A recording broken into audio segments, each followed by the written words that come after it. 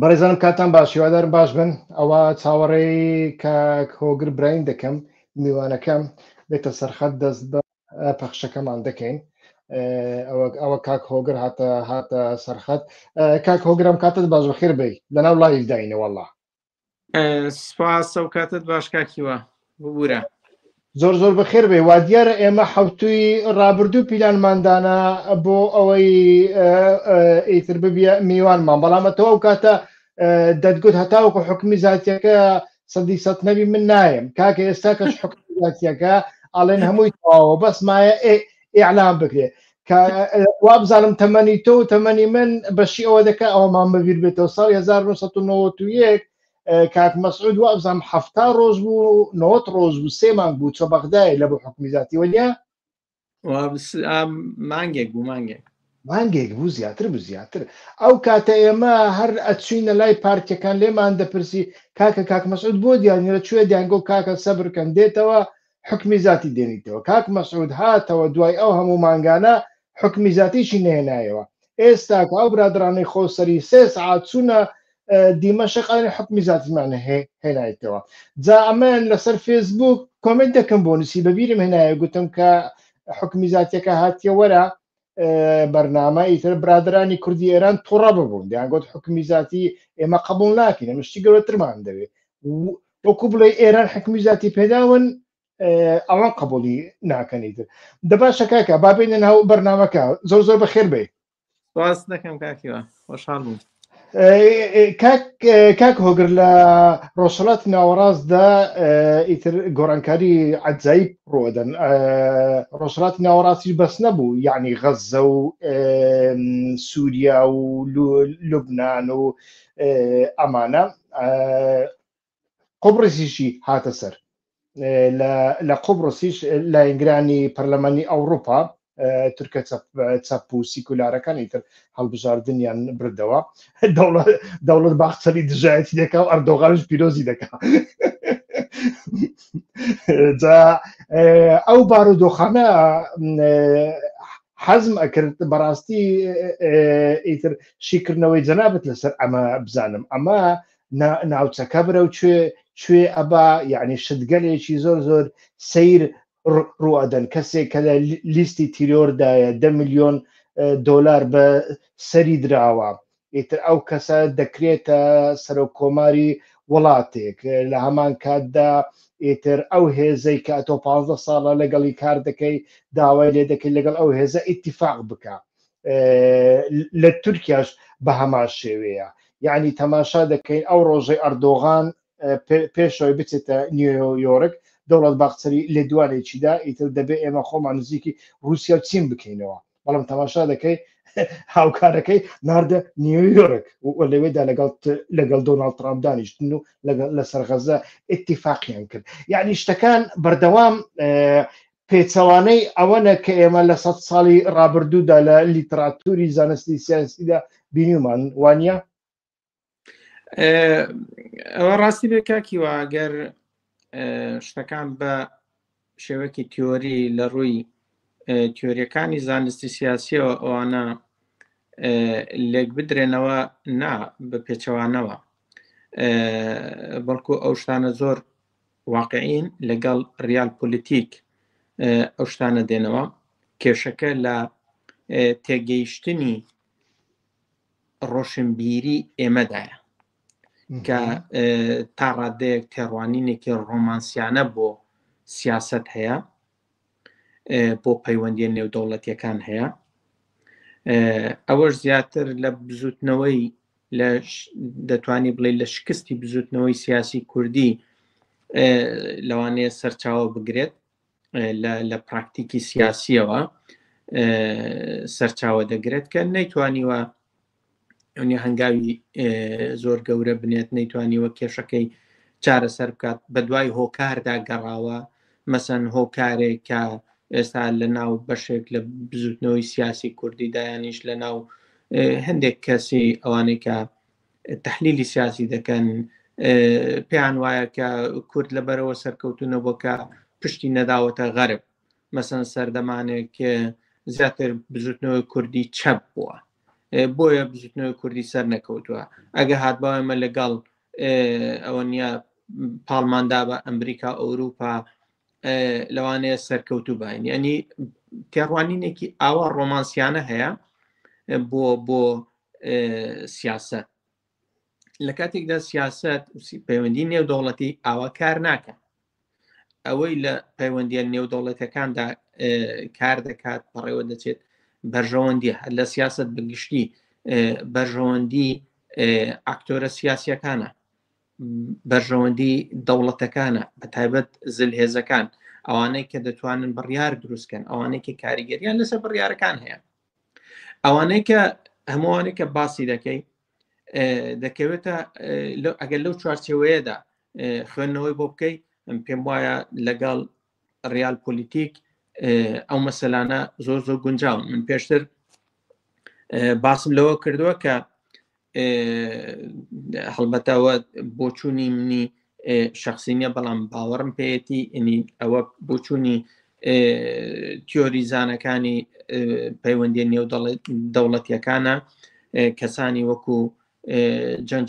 جۆن جێ میرشایمەر ئەوانە پێیان وایە کە لە داهاتوودا ناکۆکیە ئەساسیەکان کە دەکەوێتە کە لە ئێستا لە نێوان ئەمریکا و چیندایە رووسیا لەبەرەی ئەمریکا لەوانەیە خۆی ببینێتەوە ئەنی رووسیا بەرژەوەندیەکانی لەگەڵ ئەمریکا زیاترە تا لەگەڵ چین هەروەکو چۆن لە سەردەمی سۆڤیەتدا چین لەگەڵ ئەمریکا بوو بەرامبەر بە سۆڤیەت ئێستاش کە چین دەبێتە زلهێزێکی گەورە و سۆڤیەتی نەماوە و رووسیا ئەو زلهێزە گەورەی جاران نییە رووسیا دەتوانێت لەگەڵ ئەمریکا بێت ئەنی بەرژەوەندی رووسیا لەوێدا اینجا ئەوانە لە بەرچاو دەگری ئەو پەیوەندیانەی نێوان رووسیا و ئەمریکا و لە ناوچەکەدا بەتابەت لە ڕۆژهەڵاتی ناوەڕاستدا ینی بەو شێوەیە کار دەکەن ینی لەوانەیە شتەکان زۆر دیار نەبن زۆر زەق نەبن بەڵام هەندێک سیگنال دەبینین مەسەلەن ئەحمەد شەرع دوای ئەوەی کە لەگەڵ ترامپ کۆبۆتەوە و کۆبووە و پێشووتر لە سعودیە و ئەوانەوە دواتر لە ئەو کۆبوونەوەی نەتەوەی گرتوەکان ئەحمەد شەرع چۆوێ دوای ئەوە هاتەوە چوو بۆ رووسیا ئەنێمە دەزانین ئێستا لە ئەوەی کە لە سووریادا بڕیاری سەرەکی دەدات لە سەروی هەمویاندا ئەمریکایە ئەمریکا وەکو زلهێزێک و بریتانیا و فەڕەنسا ینی ئەو وڵاتانن بەڵام ئەمریکا وەکو زلهێزێک وەکو زلهێزێکی ناوناتۆ ئەو لە سووریادا دەتوانی بڵێ بڕیاردەری سەرەکیە نەک بڵێم هەموو بڕیار ئەو دەیدا بەڵام بڕیاردەری سەرەکی ئەوە ینی حکوومەتی ئێستای سووریا مەجبورە لەو چوارچێوەیەدا هەڵسوکەوت بکە دەی ئەگەر بەو لاوازی خۆیەوە ئەگەر سیگناڵێکی یانچ ئەگەر بڵین گڵۆپی سەوزی ئەمریکا و وڵاتانی ڕۆژ ئاوانە بێت شەرع مەسەن چۆن دەچێتە رووسیا و دان بە هەموو ئەو هاوپەیمانیانە ئەو بڵین ئەو شتانێک کە پێشووترە و پەیوەندیانێک کە پێشووتر لەگەڵ ڕژێمی پێش ئامانجی کەواتە ئامانجی ڕۆژئاوا چییە لەوەی کە ڕێگا دەدا شەرع بچێ لەگەڵ رووسیا سەر لە نوێ پەیمان ساز بکاتەوە بڵێ ڕێزمان هەیە بۆ هەموو ئەو پەیمانانەی کە لە سەردەمی ڕژێمەکانی پێشوشدا ئیمزاکراون ینی هۆکاری ئەمە چێکەواتە وەک وتمێنی لێرەدا خۆی بەرژەوەندیەکان لە سەردەمی ئێسادا ئەو وڵاتانێک کە دەبینین هاو بەرژەوەندین مانای ئەوە نییە لە هەموو شتێکدا یەکەن ئەوانشی کە ناکۆکن مانای ئەوە نییە لە هەموو شتێکدا ناکۆکن ینی ئەوە مرۆڤ دەبێت لە بەرچاو بگرێ بۆ نمونە لە سیاسەتی ڕۆژهەڵاتی ناوەڕاستدا ئیسرائیل استراتیژێکی هەیە کە پێم وایە جیاوازە لە هی ئەمریکا استراتیژێکی تری هەیە، بریتانیەکان سیاسەتێکی تر استراتیژێکی تریان هەیە، هەر لەوەی پەیوەندی بە رووسیاوە بریتانیەکان و ئەمریکیەکان بەژەوەندیان جیاوازە. بۆ رووسیا ڕقیبی بریتانیایە لە سیاسەتی هەرێمایەتی لە ئەوروپادا. بەڵام هەموو بەڵگەکان باس لەوە دەکەن کاک هۆگر ئەحمەد شەرع بەرهەمێکی ئیستیخباراتی بەریتانیایە. بەڵێ ئەوە ڕاستە، بەڵام لێرەدا مەسەلەکە ئەوەیە بەڕای من هۆکارەکە ئەوەیە کە ئیستقراری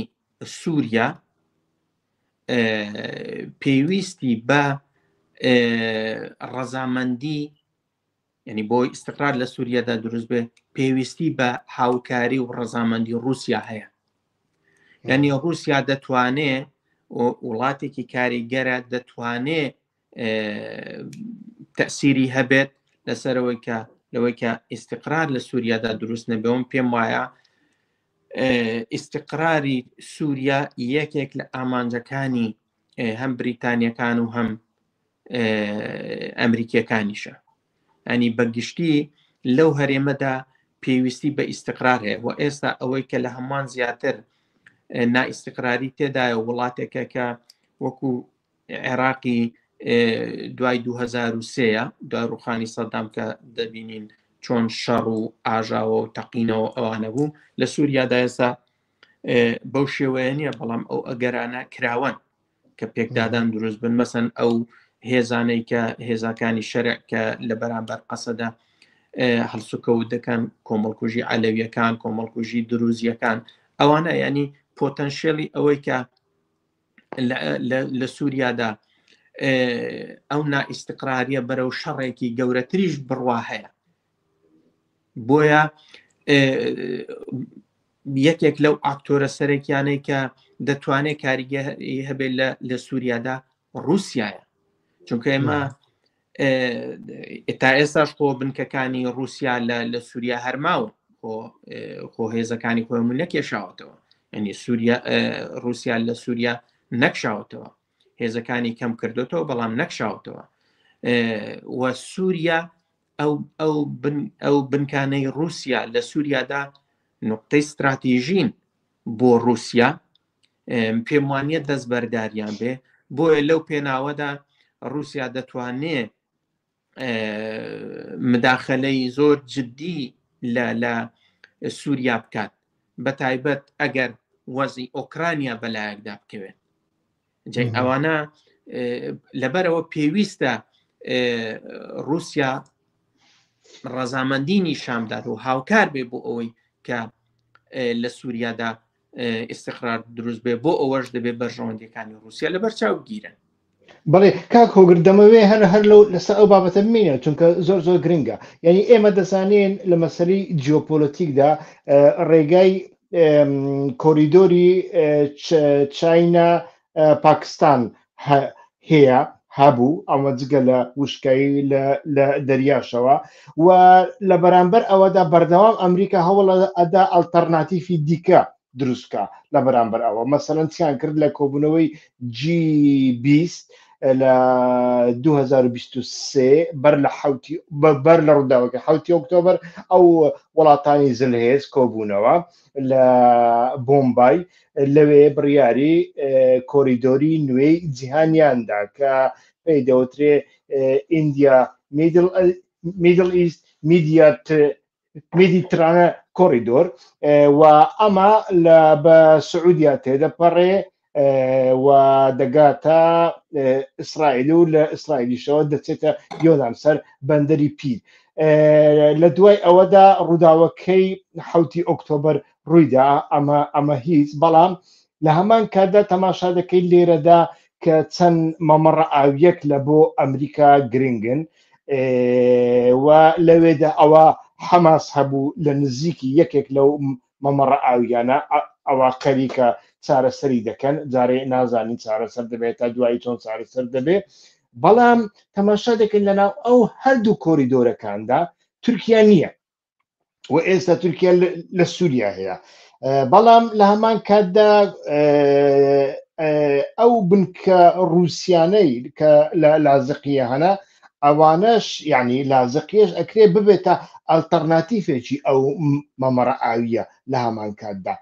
هەم لە بۆ تورکیا هەم لە بۆ ئەوە ئایا هێنانەوەی رووسیا و یانیش ڕێگادان بە ئەحمەد شەرع بۆ ئەوەی سەر لە نوێ لەگەڵ رووسیا پەیمانی پێشوو دەوڵەتی پێشوو دەوڵەتی سووریا نوێ بکاتەوە ئەمە لە بۆ تورکیا تەحەدایەکی نوێ ناهێنێ لەو بارەیەوە چونکە تورکیا لە هەردوو مەمەڕە ئاویەکاندا هەم لەوەی چاینا هەم لەوەی وڵاتانی ڕۆژ ئاوایی و دوورگەی عەرەبستان و ئیسرائیلدا بێبەش کرابوو لەوانەدا ئایا ئەو جۆرە پەیوەندیە لە بۆ ئێمە چونکە زۆر گرنگە لە ئایندەدا رووسیا چ هەڵسوکەوتێک نیشان دەدا ینی لێدوانەکانی رووسیا دەربارەی کورد زۆر پارادۆکسن مەسەرەن بۆ نمونە بە خۆیان کاتێ پرسیاریان لێ بکەی کوردەکان مافیان هەیە ئەڵێ بەڵێ مافی ئۆتۆنۆمیان هەیە کوردەکان دەبێت لە سووریا بژین هەنە سووریا دەبێت وڵاتێکی وەهابێ وە ئەو جۆرانەی ئۆتۆنۆمی و فدراسیۆنیش لەگەڵ کولتوری رووسەکان و یەکێتی سۆڤێت شتێکی نامۆنیە بەڵام کە ئەمریکیەکان باسی لامەرکەزیت بکەن ئەوان یەکسەر لە دوان ئەدەن ئەڵێن ئەمریکا دەیەوێت لە ڕێگای کوردەکان ئەو سووریا پارچە بکە جا ئەوانە دەبێ لە ئایندەدا چ کاریگەریەکیان لەسەر یەکتر هەبێ لە کاتێکدا ئێمە بینیمان کە یەکێک لە داخوازیەکانی ترامپ لە ئەردۆغان ئەوە بوو کە پشت بە سوتەمەنی و وزەی رووسیش نەبەستێ بەڵێ هەڵبەتە کاک ئیوە ئەوە دەبێت لە بەرچاو بگرین کە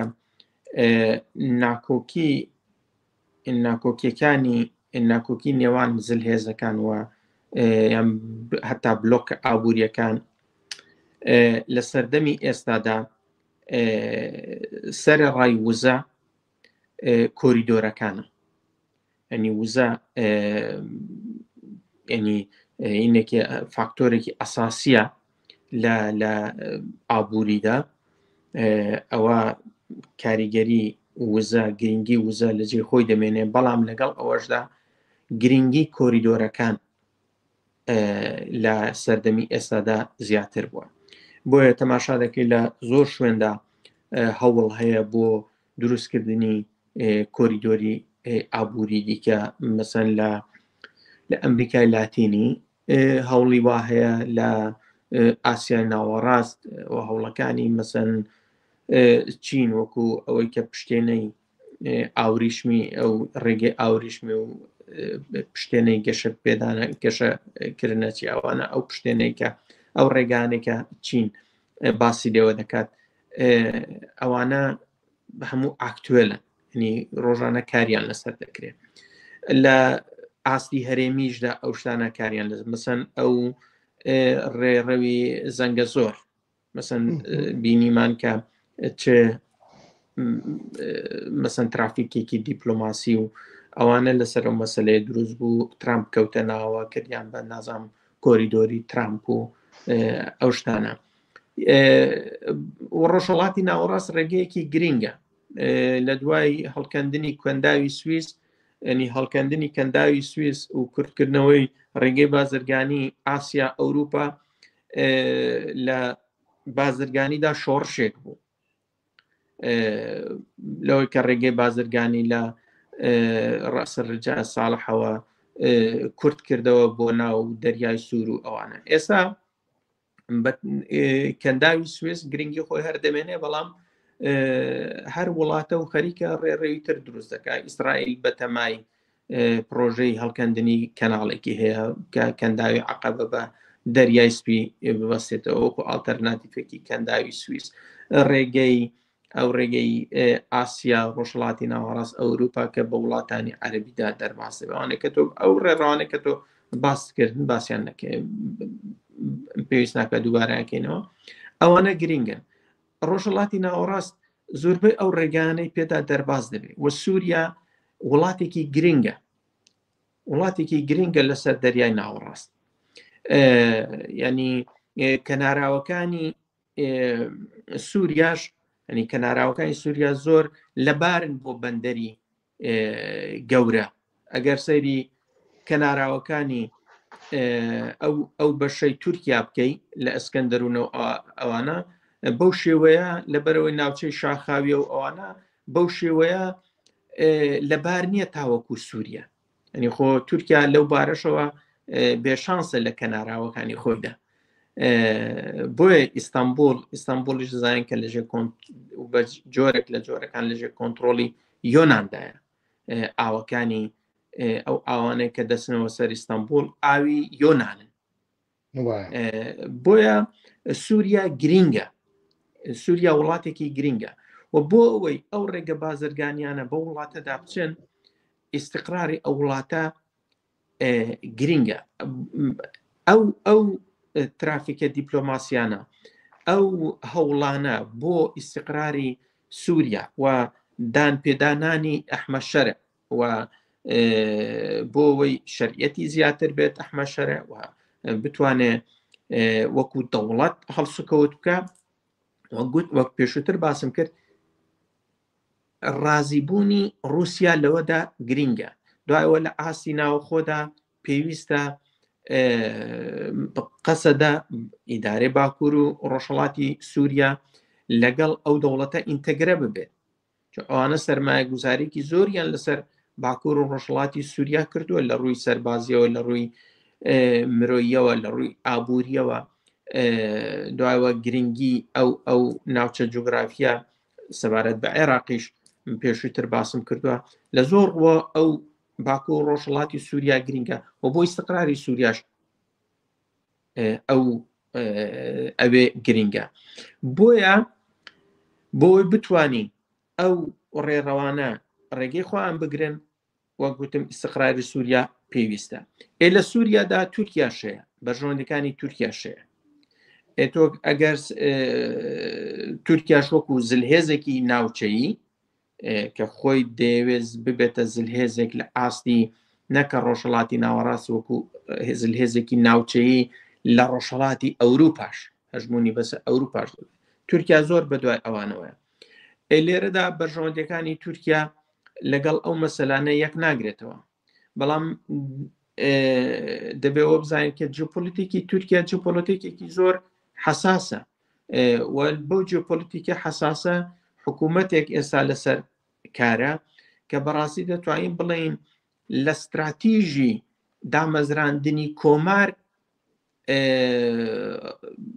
لای داوە کە ئەگەر سیرکەین دامەزراندنی کۆماری تورکیا لەسەر دەستی کەمال ئەتاتورک لەسەر بنەمای مانەوە و خۆپاراستن بووە. بەڵام لە سەردەمی ئەردۆغاندا لەو 15 ساڵی دواییدا تقریبان 15 ساڵ لەگەڵ بەهاری عەرەبیدا زیاتر سیاسەتێکی گرتۆتە بەرکە سیاسەتێکی کرانەوە بۆ دەرەوە، یعنی هێرشبەرانە فراوانخوازی بووە. ئەوانە لە بەهاری عەرەبیدا کردی لە ڕگەڕانی غاز لە دەوروبەری لە ئاوەکانی قوبرس. لەوانە ئەو ئاکتانە ئەگەر تەماشایکی لەگەڵ استراتیژی کەمالیزمدا ناکۆکە. ئەم پێم وایە ئەو استراتیژی کە کەمال ئەتاتورک گرت بوویە بەر استراتیژێکی ژیرانە بوو بە گوێرەی جیۆپۆلیتیکی تورکیا بوو. بەڵام ئەردۆغان لە سەردەمی ئەردۆغاندا تورکیا ئەوانە نابینی، هەر بۆیەشە سیاسەتەکانی ڕۆژ بە ڕۆژ شکست دێنێ. ینی دەیەوێت یاریەک بکە لە نێوان رووسیا و لە نێوان وڵاتانی خۆر ئەوە، بەڵام تەماشا دەکەی لە هەردوو لە ناچار بە تەعویزدان دەدرێت. بۆیە پێم وایە سیاسەتی تورکیا بەو شێوەیە لەو مەسەلە جیۆپۆلیتیکیانە زۆر سەرکەوتوو نابێ چونکە یعنی استراتیژێکی ڕوونی ڕوو بە تایبەت بە وڵاتانی خۆر ئاوان نییە لە ڕووی عەسکەریەوە لە ناو ناتۆدایە، بەڵام لە گەلێک باریشدا ناکۆکی قوڵیان هەیەەوەش ئەوانش ناکۆکی استراتیژیکن، ناکۆکی بڵین ڕۆژانە نین. کاک هۆگر باشە ئەو هەموو پێچ و پەنایە لە سیاسەتی ناوچەکەداوە ئەتۆش بە خۆت باست کرد یەک لە استراتیژیەکان ئیسیقرارە یعنی ئارامیەک لە ناوچەکە دروست بێت لە غەزە بگرێت لە بۆ کورد لە بۆ کۆریدۆرە ئاویەکان بگرێت لە بۆ گەشت و گوزار و سیاسەتی ئەمریکا بە تایبەتی سیاسەتی دۆناڵد ترامپ ئەوە دیارێک لە استراتیژیەکانی ئارامیە لە ناوچەکەدا ئارامیە کە ئەوان دەیانەوێ لە هەمان کاتدا پاراستنی ئاساییشی ئیسرائیلە وە لێرەدا هەتا ئەوە لە ماوەی ساڵێکدا رووسیا ئەگە دەریش نەکرابێت لە سووریا تا ڕادێک غایب بوو ئێستاکە دەگەڕێتەوە باست لە ئیتر پارادۆکسەکانی تورکیا کرد لە چاوەڕوانیەکانی کرد بەڵام ئەو چاوەڕوانیانە لە سووریا و لە هیچ لە زۆر شوێندا لە لیبیا و لە قوبڕس و لە دەریای سپی ناوەڕاستیشدا زۆر واقعیانە نەبوو سەرکەوتوو نەبوو ئێستاکە بە دەدەقەی دوایی تەرخان بکەین بۆ ئەوە هەموو ئەمانە لە کاتێکدا کە ئەتوانین بڵێن دوو قۆناغ لە دوو بەشی کوردستان قۆناغی دیالۆگ و چارەسەری دەستیان پێکردەوە لە سووریا و لە تورکیاشدا ئەمە کاریگەری چۆن دەبێت لە ناوچەکەدا پێشتر ئێمە لە هەڵسوکەوتی ئێران دەترسین ئێستا کە ئێرانیش بەخۆیەوە خەریکە هێزێکی دیکە نییە لەو ناوچەیەدا و ئەم هەموو پێچ و پەنایە ئەو هەموو بەرژەوەندیە جیاوازانە و ئەم هەموو ناکۆچە جیاوازیانە چ کاریگەریەک لەسەر ئەو استراتیژیە دەکاوە ئەو استراتیژیە لە پێناوی چارەسەرکردنی کێشەکان لە ڕۆژهەڵاتی ناوەڕاستدا لەسەری هەمووشیاندا کە بۆ ئەوەی جارێکی کە کورد بگەڕێتەوە ناو دەوڵەتی نەتەوەیی چونکە من لەگەڵ کاک شەماڵ بەرنامەیەکم ساز کرد دوو ڕۆژ بەر لە ئێستا باسی لەوە کرد کە کوردەکان لە دەرەوەی سیاست دەیانەوێ سیاست بکەن مەسەن یەک لەوانە چاوەڕوانیان لە پەیوەندی لەگەڵ ئیسرائیلدا یان چاوەڕوانیان لە پەیوەندی وەکو ئاکتۆرێکی نادەوڵەتی لەگەڵ ئەمریکادا ئێستاکە کوردەکان دەرفەتێکی ئەویان بۆ دەڕەخسێ بۆ ئەوەی بێنە ناو دەوڵەتی نەتەوەی لە ناو دەوڵەتی نەتەوەییدا بتوانن ئەو چاوەڕوانیەی کە هەیەیان بۆ هەتاوەکو ئێستا بەدیبێنن بەڕای من کورد لە منتیقەکەدا بەهۆی هەڵکەوتەی جوگرافیەوە لە ڕووی جیۆپۆلیتیکیەوە کورد ئەو ئاکتۆرە نییە کە بتوانێ ڕۆڵی یەکلاکەرەوەی لە استراتیژەکاندا هەبێت بەڵام ئاکتۆرێکی گرنگیشە چۆن باسمان لە ئیستقرار کرد کورد دەتوانێت فاکتۆرێک بێت بۆ نائارامی لەبەرەوە ڕۆڵی کورد دەبێت لە چوارچێوەی حەجمی خۆیدا بیبینی یعنی نابێت نە لێی کەمکەینەوە وەنی وەکو بزوتنەوەی سیاسی کوردی کە ئەو چەمکە ڕاسترە دروسترە بەکاری بێنین بزوتنەوەی سیاسی کوردی لە هەموو بەشەکانی کوردستاندا دەبێت لە حەجمی خۆیدا بیبینی نە لە ڕۆڵی کەمکەینەوە وەکو ئاکتۆرێک کە دەتوانێت نائیستقراری دروستکات دەتوانێت بەرژەوەندی وڵاتان یان زلهێزەکان دوا خات ئاستەنگی بۆ دروستکات ئەوانە دەتوانێت بکە بەڵام نابێت ئاواش نابێت بکەوینە ئەو خەیاڵەش کە ئیتر کورد لە منتیقەکەدا هەموو شتێکە و دەتوانێت هەموو شتێک یەکلاکاتەوە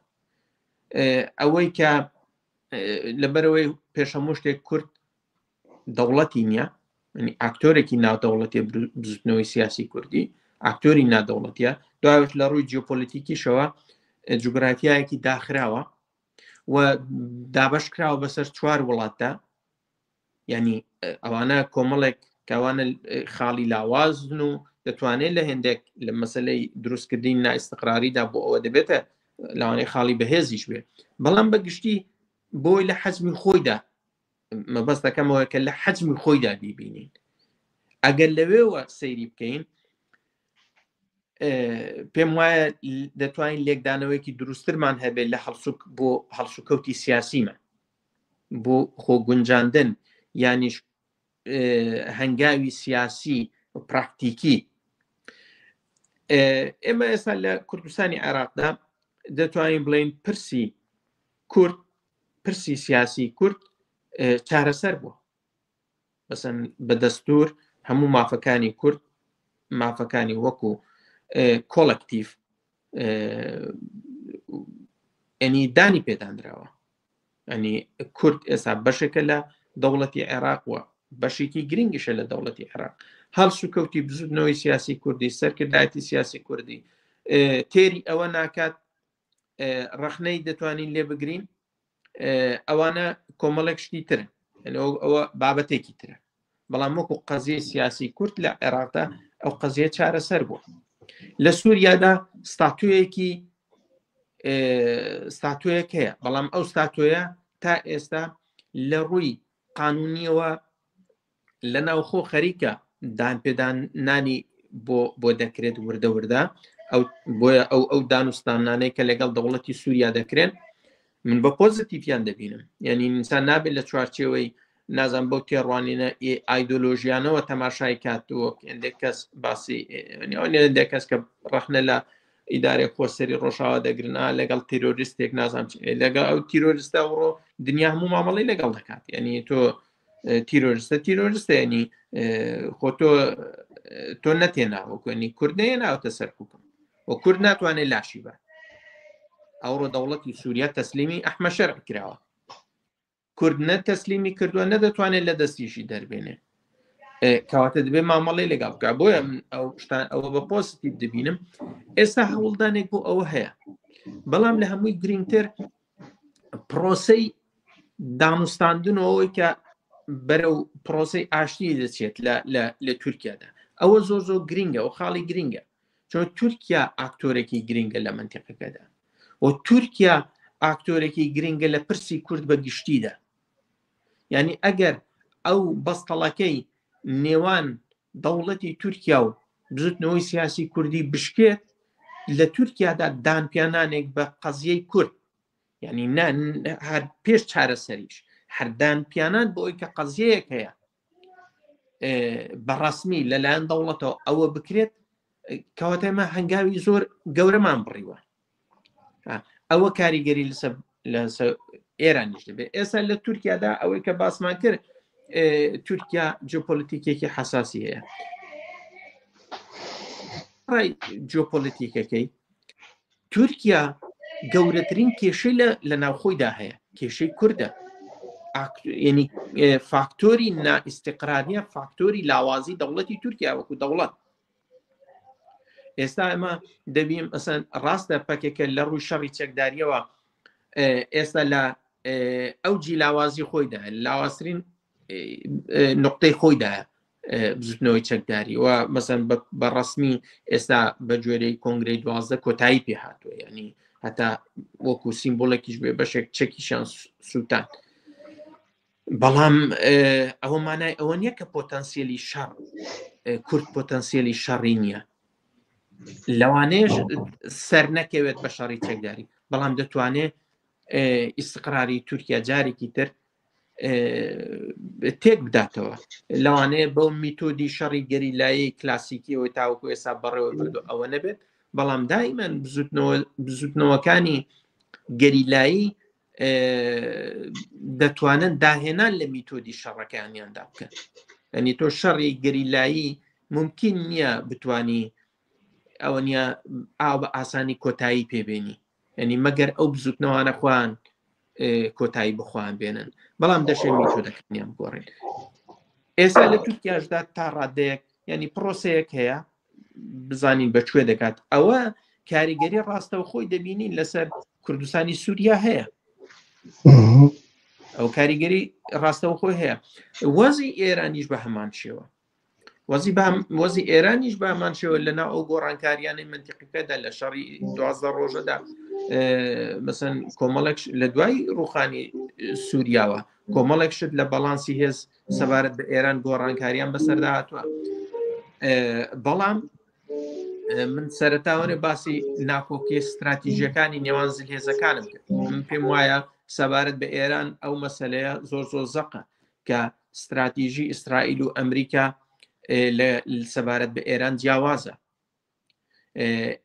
ئیسرائیل دەیهەوێت لە منتیقەکەدا هەموو وڵاتە گەورەکان پارچە پارچە بن و ببن بە دەوڵەتی فەیل ستەیت، دەوڵەتی فاشیل، بەڵام نەک پارچە بن، نەک پارچە بن وڵاتێکی تری بەهێز دروست بێت. ئیسرائیل نایهەوێ عێراق و تورکیا و ئێران پارچە بن کوردستانێکی گەورە لە بەرلوتی دروست بێت. یعنی ئەوە مەسەن نایهەوێت چوزانم عێراق لەت بێت و دەوڵەتێکی شیعی بەهێز لە خواروی عێراق دروست بێت. دەیهەوێ مەسەن عێراقێک بێت کە بەو شێوەیە لاواز بێت. بۆ ئێرانی شەمان استراتیژی هەیە، بەڵام لە ئێراندا استراتیژی ئەمریکا ئاوا نییە. استراتیژی ئەمریکا مانەوەی ئێرانە بە بەهێزی لە بەرامبەر چیندا، بەڵام ئەمریکا کێشەی لەگەڵ هەڵسوکەوتی یانش لەگەڵ استراتیژی حکوومەتی ئێستای ئێراندا هەیە. ئەگەر ئەو هەمان ئەو حکوومەتە هەمان ئەو ڕژێمە بتوانێت خۆی بگونجێنێ کە وا پێدەچێت پۆتەنسیێلی ئەوەی زۆر کەم تێدا مابێت ڕژێمی ئێران کە بتوانێت خۆی بگونجێنێ، هەرچەندە لە سەردەمی ئەو ئیتفاقی ئەتۆمی 5+1 ئەوە ئێران ئامادەی خۆی لەوەدا نیشاندا، بەڵام دواتر کە ترامپات ئەو ئیتفاقی کۆتایی پێێنا ئێستا نازانی چۆن دەبێت. بەڵام بە جۆرێک لە جۆرەکان ئەوەی کە دیارە داخوازی ئەوەی کە لە ئێراندا گۆڕانکاری دروست بێت، یعنی لە ناو خودی ڕژێمدا داخوازێکی وا هەیە. ئەوە زیاتر لە بەرژۆندی ئەمریکادا نەک ئەوەی کە ئێرانێک ئەوە نییە کۆلاپس کات، مەسەن بە شەڕ مەسەن ئیسرائیل لاوازی کات و لە ناو خۆدا چوزانم شۆڕش ببێت و ئەو وڵاتە پارچە پارچە ببێت. جەمسەربەندیەکانی ناو ئێران دەزانین چۆنە، مەسەلەن جەمسەربەندی کورد و ئازەری، جەمسەربەندی بەلوچ، جەمسەربەندی عەرەب، ئەوانە ئەو وڵاتە پارچە دەکات. پێم وانییە ئەمریکا ئەوەی بوێت، نایهەوێت ئێرانێک کە دەشێت ببێتە دیوارێک لە بەرامبەر چیندا و بەکاری بێنێت لە بەرامبەر چیندا بەو شێوەیە بێت. بەڵام لەوێدا مەسەن ئەو ناکۆکیە دەردەکەوێت. بۆیە پێم وایە بزوتنەوەی سیاسی کوردی لەوێشدا لەوەی زیاتر کە خۆی بۆ ئەوە ئامادەکات ئێران بە شەڕێک بڕوخێت و ئەوانە ئەو نیە بە کلاشنکۆف لە شانەوە بسنەوە زیاتر خوان بۆ خەباتێکی سیاسی مەدەنی بەرفراوان ئامادەکەن، چونکە گۆڕانکاریەکان دەشێت مەسەن دەوڵەتی ئێران کۆلاپسیشکە. بۆ ئەوەش دەبێت ئامادەکاری دەبێت، بەڵام دەبێت بۆ ئەوەش ئامادەکاری هەبێت کە خەباتێکی مەدەنی دموکراتیک بەرفراوان بکرێت، چونکە وەزعیەتی ئێران ڕاستە ئێستا زۆ خراپە، بەڵام تا ئێستا هیچ سیگناڵێک نییە. ئەمە لە هەموو ئەو سەر هەڵدانانەی کە لە ئێراندا ڕوویان داوە تەماشامان کردو پشتیوانی دەرەکی نییە، پشتیوانی دەرەکی نەبووە. ئەنی لە شۆڕشی ژینادا لە سەر هەڵدانەکانی گرانبوونی بنزین و هەموو ئەو ئاکسیۆنانەی کە لە ئێراندا ڕوویان داوە. ئێستا هەڵەکە ئەوەیە، هەڵەی بزوتنەوەی سیاسی کوردی بەتابەت لە ئێراندا بەشێک لەو حیزبانەی کە لە چوارچێوەی ئەوەی منزومەی کوردایەتیدا زیاتر دەخولێنەوە ئەوەیە چاوەڕوانیەکە کە ئیسرائیل بێت ئێران بڕوخێنێت. زۆربەی ئێوە باسی ئەوەتان کرد تاش سەڵتەنەت تەڵەبەکانی شەر چاوەڕوانی ئەوەن، ئەوە نییە ئێتر کورد بەتەمایە ئیسرائیل ئێرانی بۆ پارچەکە سەڵتەنەت تەڵەبیش بەتەمایە ئێرانی ڕژیم بۆ بڕوخێنێتەوە ببێتە ئەوە. وەکۆی کە دەڵێن دوو کەس یەکێکیان بە سێشەمە پارەی بزر کرد بوو، یەکێکیشیان پارەی دۆزی بووە. ئەوەی کە پارەی بزر کرد بوو دەوێت قەت سێشەمە نەیە، ئەوەی پارەشی دۆزی بۆ دەوێت خۆی هەموو ڕۆژێ سێشەمە بێت. لە بینی بزوتنەوەی سەڵتەنەت تەڵەب و بەشێک لە مەعارەزەی ئێرانی و بزوتنەوەی کوردیا بەو شێوەیە لە چاوەڕوانەکانیان لە لێدانی ئیسرائیل بۆ ئێران بەو شێوەیە. بەڵام بەگشتی لە چارەسەری پرسی کورد لە منتیقەکەدا من ڕەشبین نیم، ئەنی من پۆتەنسیەلی زۆر گەورە دەبینم، گەشتبینم، چونکە ئەوەی کە تەماشا دەکەین لەو 30 ساڵی ڕابردوودا ئەگەر بڵین لە 91 تاوەکو ئێستا قەزیەی کوردی هەنگاوی بەرەو پێشەوەی ناوە،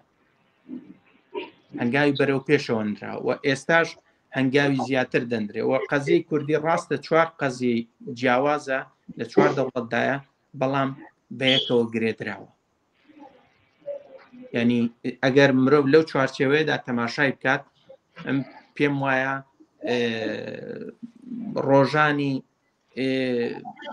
ڕۆژانی باش لە پێشمان، بەڵام ئەوەیە کە هەڵسوکەوتی بزوتنەوەی سیاسی کوردی بەگوێرەی ئەوە چی دەبێت، ئەوەش دەشێت ڕۆڵی زۆر گرنگ و یەکلاکەرەوەی هەبێت. بەڕێز کاک هۆگر برایم، زۆر زۆر سپاس کە کاتی خۆت تەرخان کرد بۆ ئەو بەرنامەیە، بۆ ئەو شڕۆڤە هێژایانە. ئەگەر شتێکت نەما بێ من دەمەوێ ماڵئاوایی لە بینەرانیش بکەم. زۆر زۆر سپاس بۆ بەشداریکردنت دووبارە، سپاس بۆ ئێوەش بینەرانی هێژا کە تاوەکو ئێستا لەگەڵماندا بن و لە ئایندەدا تەماشامان دەکەن، تکایە لە بیرمەکەن هەوڵ بدەن کەناڵەکەمان بدۆست و هاوڕێیانتان بناسێن و سوبسکرایب بکەن. ئەگەر پرسیارێکتان هەبوو ئەو پرسیارانە لە ئایندەدا من ئەتوانم سوودی لێوە بگرم، پرسیار و کۆمنت و ڕەخنا بەسەر سەر و بەسەر چاوماندا. کاک هۆگر دووبارە زۆر زۆر سپاس. زۆر سپاس بۆ تاکیوە. زۆر سپاس. کاتێکی خۆش، شەوێکی خۆش. وەتە شەربە. شەو باش.